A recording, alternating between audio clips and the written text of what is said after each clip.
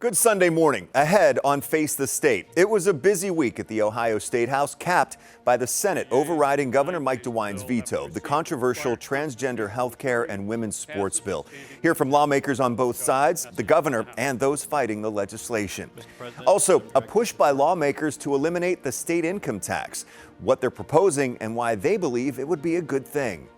Plus, who will be former President Trump's vice presidential running mate if he wins the GOP nomination? Some point to Ohio Senator J.D. Vance. We asked the senator about it. And our reporter roundtable wraps up the latest developments at the State House. All of this now on Face the State.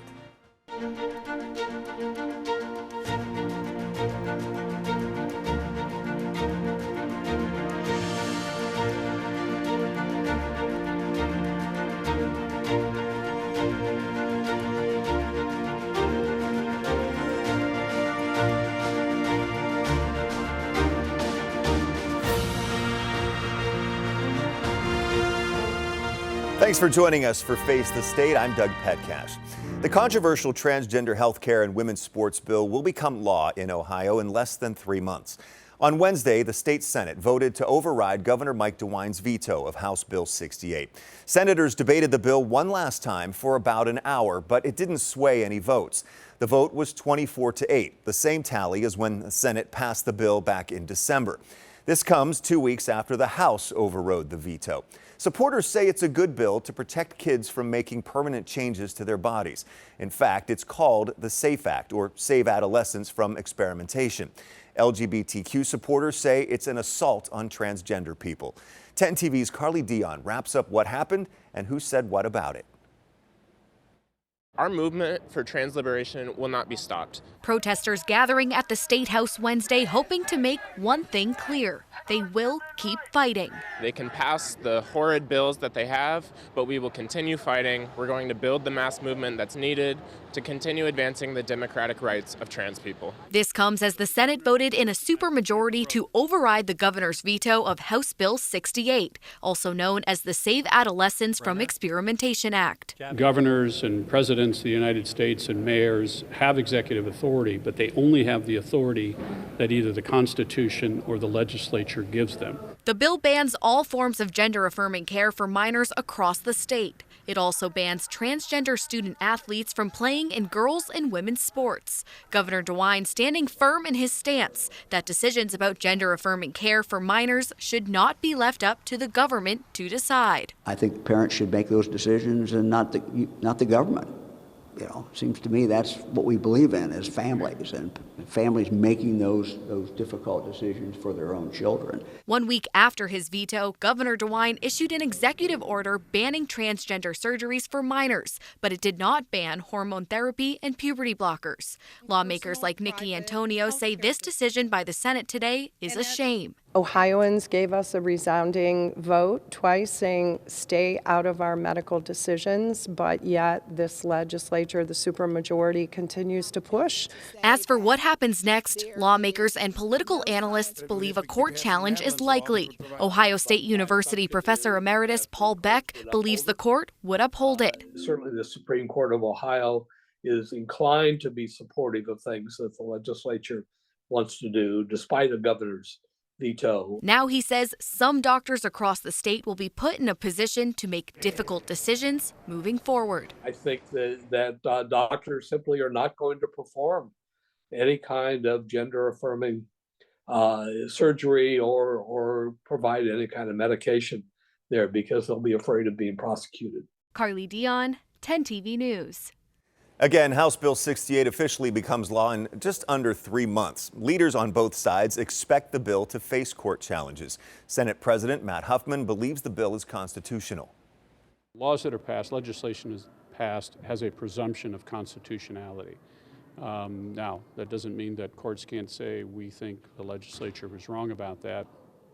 And certainly there's going to be a lawsuit. But we all took an oath to uphold the Constitution. If I thought it was unconstitutional, I wouldn't support it. At least 22 other states have passed similar legislation. Most face or have faced court challenges. We'll continue to follow the story, of course. Lawmakers made another big move on Wednesday, overriding Governor DeWine's veto on a flavored tobacco bill. The bill will stop cities from being able to ban flavored tobacco sales in stores, something the city of Columbus started on January 1st. This means that 90 days from now, stores in Columbus and across the state will be allowed to sell flavored tobacco products on their store shelves again. Governor DeWine was adamant that overriding his veto would be a bad idea, but lawmakers say it's necessary. It is a big win for big tobacco.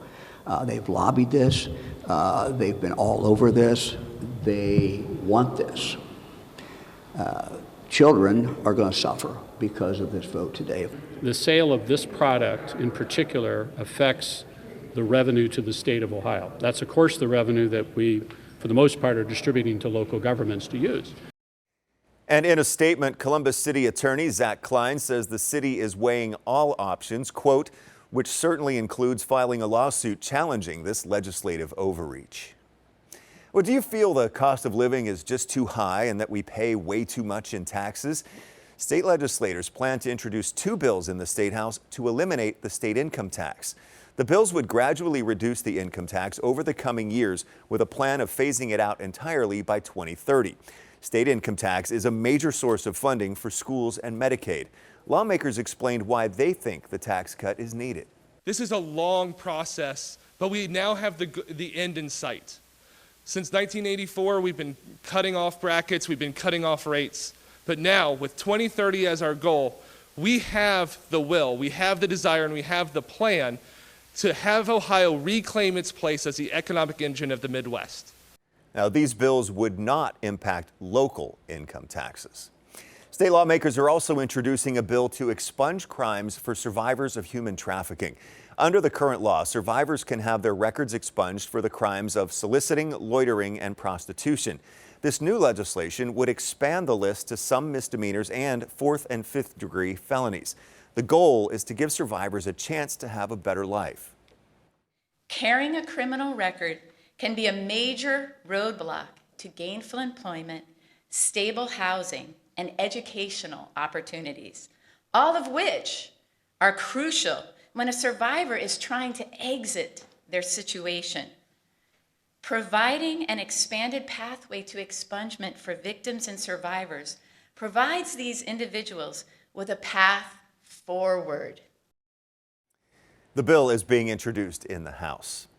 We have an update now on the governor's school bus safety working group. The Department of Public Safety says their full report is just about finished. It's under review with the governor's office for final approvals. The full report is expected to be released sometime this week.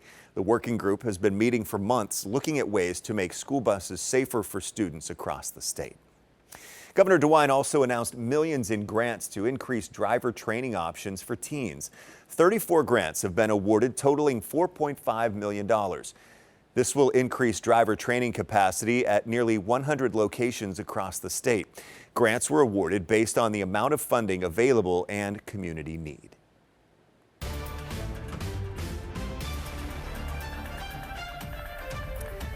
Turning now to the 2024 presidential election. With the candidate pool in the GOP presidential primary down to 2 and with former President Trump's apparent lead, speculation is swirling about who he will choose as a running mate for vice president this time around.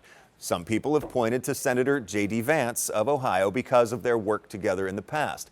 We asked him about the possibility of a run for VP.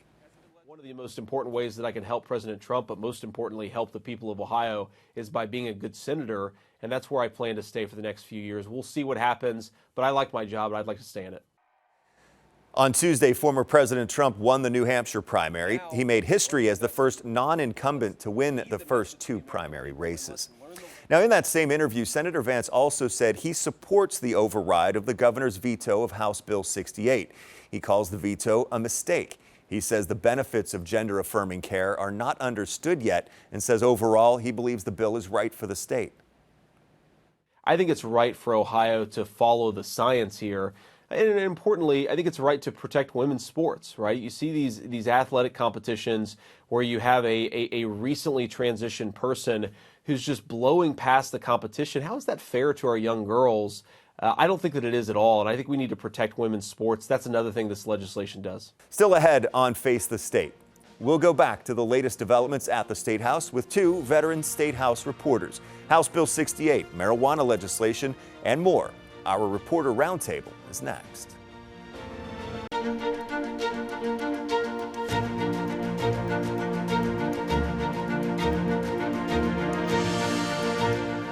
Welcome back to Face the State. I'm Doug Petcash.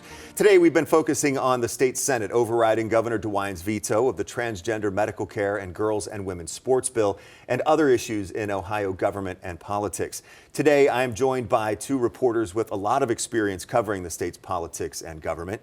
Joe Ingles is a reporter and producer with Ohio Public Radio and Television, and Jeremy Pelzer is the politics reporter for Cleveland.com and The Plain Dealer. Thank you both for being here. You've covered this issue for a long time, both of you have. Joe, what's your big takeaway from where it stands today after the Senate override?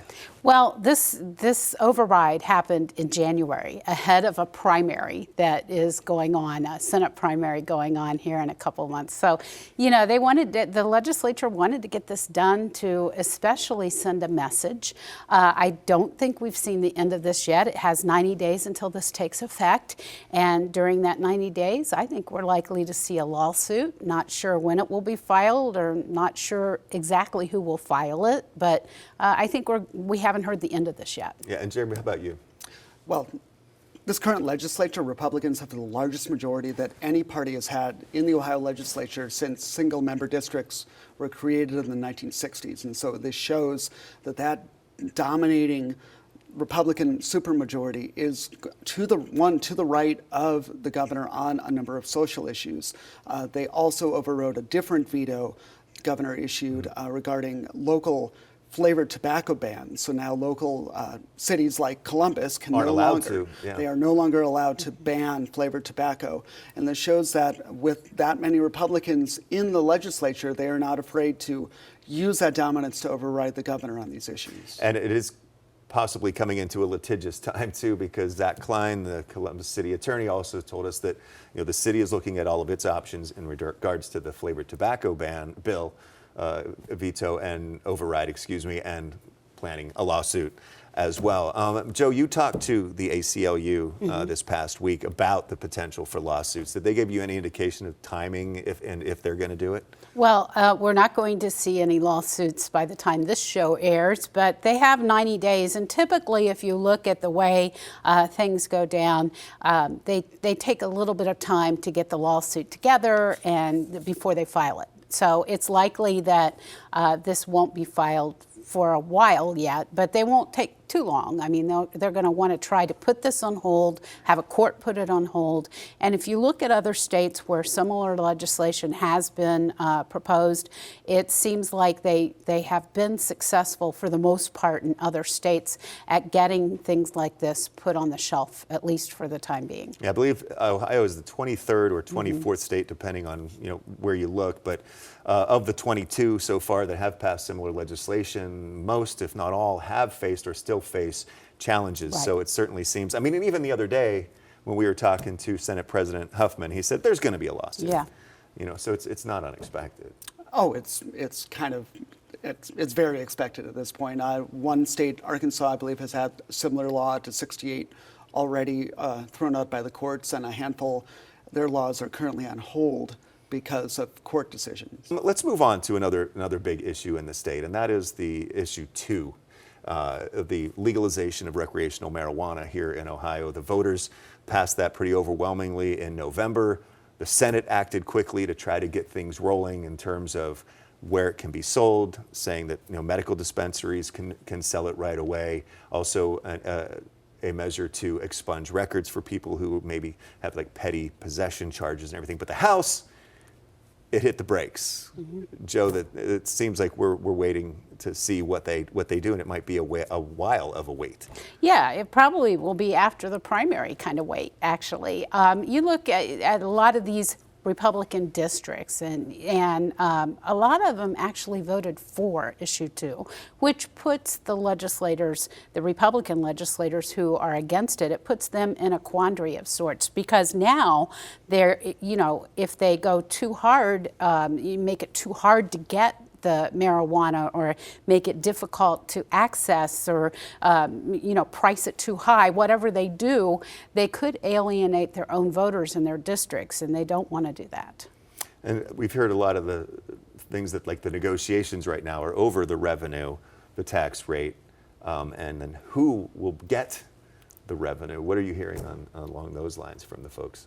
Well, it seems at this point that lawmakers are basically agreed that the basic things that if you ask the average voter who voted for issue 2 what they want are going to stay in place. So, for example, that one, of course, that it's going to be legal, and then the number of plants you're allowed to grow, that seems to be decided on. But it's the other things that you're saying that, like where the tax revenue is going to go, what the tax rate should be. Lawmakers also want to they want to close what they see as a number of loopholes. So, for example, they're worried that the number of plants that each household is going to allowed to grow, that could be exploited, that a bunch of people could theoretically get together to have a household, and then it would turn into basically a grow operation. So they want to close what they see as loopholes like that. Mm-hmm. But it's really been House Speaker Jason Stephens who's been holding this back. As you said, President Huffman in the Senate and definitely the governor have been very, very forward about wanting to address this. I believe the governor uphold said, the will of the people. Uphold the will of the people, but also, as the governor said the other day, that it's sort of a goofy situation that marijuana is right now legal to smoke recreationally in the state of Ohio, but it's not legal to sell it. And so you have this, as he says, a goofy situation. Or legal to buy it, because there's nowhere legally to buy recreational marijuana at this point. Right. Speaker Stephens also said, he didn't feel that there was a rush in this, that they want to be deliberative about it and get it right. And one of the issues he talked about was, I think, kind of what you were getting at too, is can someone grow, process, and sell from their, I guess it would be from their home or something like that. So a lot of these issues are swirling out there. Meantime, the people who supported it are still waiting. And you got to remember where Speaker Stephens is from. He's from Southern Ohio, in an area that definitely voted for this, that it's an area that could grow, where people could grow marijuana. And so he's hearing, he's not hearing the same thing in his Republican district that some of the other Republican lawmakers might be hearing. There's kind of a split on this, and they have to be kind of careful where they tread on this. Meantime, the negotiations behind the scenes go on. Jeremy, you going back to a transgender issue. You've been reporting a lot on this issue with a kind of a little-known law or a little-known requirement for somebody to run for office, and it might be keeping some transgender candidates off ballots. Can you explain what that is and where it stands? Yeah, with lawmakers moving House Bill 68 and a number of anti-transgender bills, you've seen an uptick in the number of transgender candidates wanting to run for the legislature to stop this. And they've run, however, into this little-known law, as you said. It says that if you've gone by a prior name in the past 5 years, you have to put on your campaign form that prior name. Otherwise, you're not allowed to run for office, and if you're elected, you're immediately thrown out of office.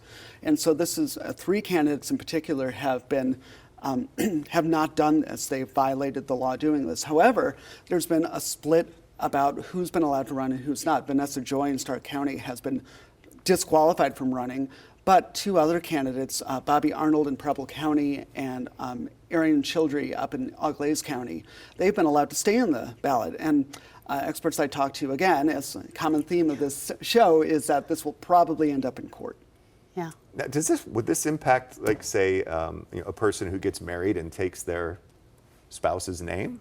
So the state law specifically exempts people who change their name because of marriage.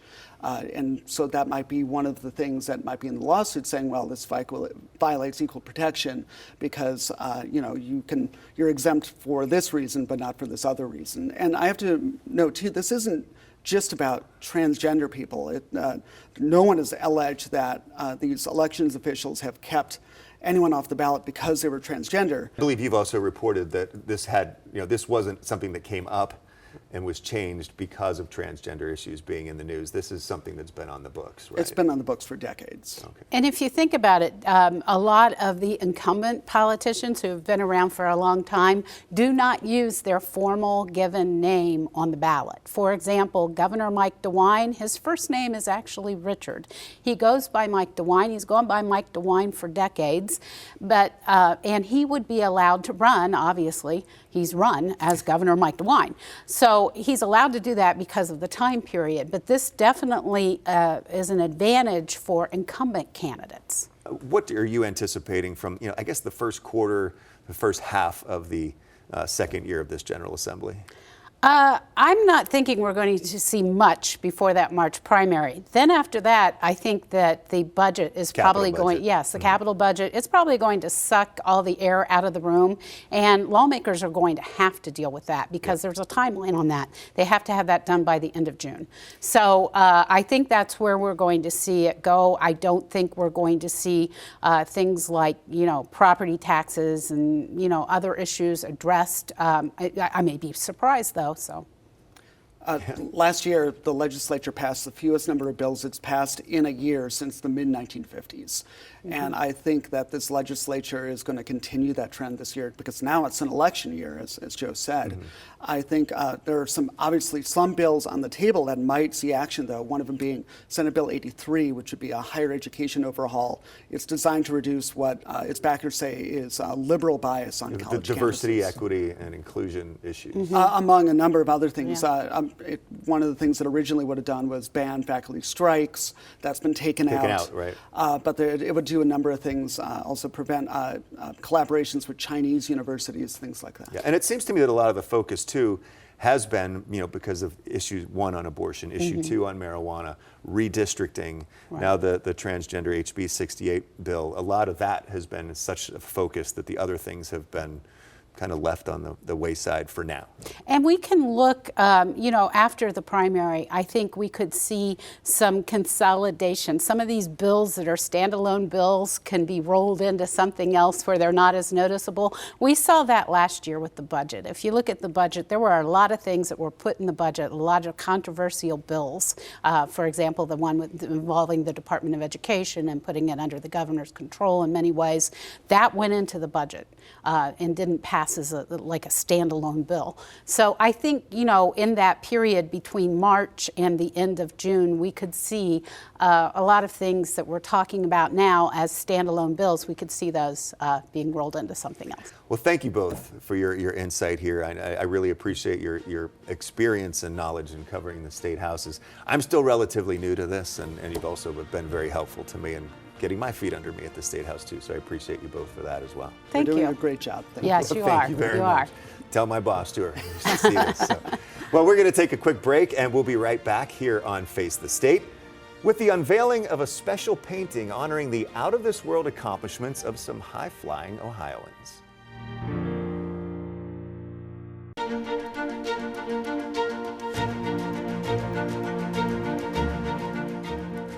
The state of Ohio has a very rich aviation history. It starts with the Wright brothers pioneering first flight not very far off the ground and reaches all the way into space. A new piece of artwork at the State House celebrates our celestial travelers. It's an oil painting showing famous Ohioans in space. It's hanging inside the State House Rotunda across from the picture of the Wright brothers. It features 4 of Ohio's 25 astronauts: John Glenn, Neil Armstrong, Jim Lovell, and Judith Resnick. The artwork recognizes their accomplishments in space travel and exploration. You can see it whenever the State House is open. Thank you for joining me this week for Face the State. I'm Doug Petcash. I'll see you next Sunday at 11:30. Have a great day and a great week.